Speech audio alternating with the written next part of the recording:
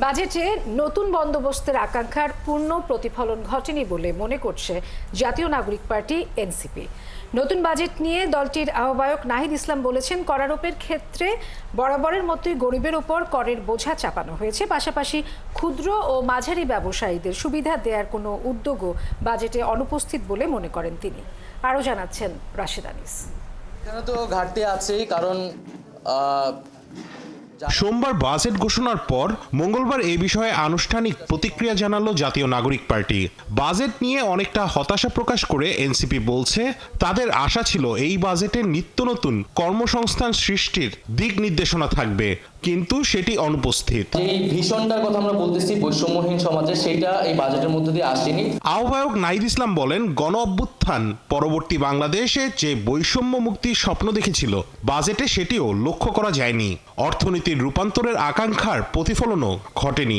নতুন বন্দোবস্তের যে আকাঙ্ক্ষা, অর্থনৈতিক রূপান্তরের যে আকাঙ্ক্ষা, সেই আকাঙ্ক্ষার পূর্ণ প্রতিফলন ঘটেনি বলে আমরা মনে করছি।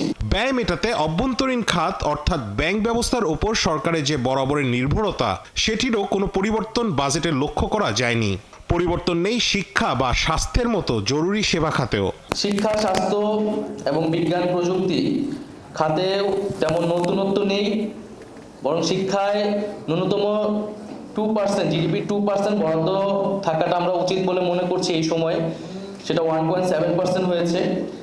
একইভাবে স্বাস্থ্য বা অন্যান্য খাতেও সেই বরাদ্দ বৃদ্ধি হয়নি।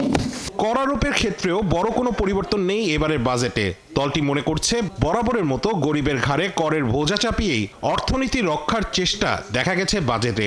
শত কোটি টাকার মালিকদের জন্য অতিরিক্ত করারোপ বা তাদের আর্থিক স্বচ্ছতা নিশ্চিতের কোনো ব্যবস্থাও এবারের বাজেটে নিশ্চিত করা হয়নি। আমাদের আকাঙ্ক্ষা ছিল যে ধনী গরিবের যে আয় বৈষম্য, সেই আয় বৈষম্য কমে আসবে, কিন্তু এই বাজেটে আমরা সেই আয় বৈষম্য কমানোর তেমন কার্যকর উদ্যোগ দেখিনি।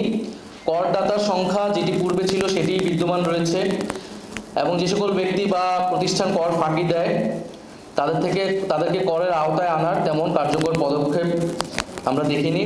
বড় বড় অর্থে কর ফাঁকি দিচ্ছে, অর্থ লোপাট করছে, তাদের থেকে কিভাবে ট্যাক্সেশন প্রক্রিয়াটা সুন্দর করা যায়, সেই ক্ষেত্রে আমরা কোনো স্ট্র্যাটেজিক কৌশল দেখিনি বর্তমান বাজেটে।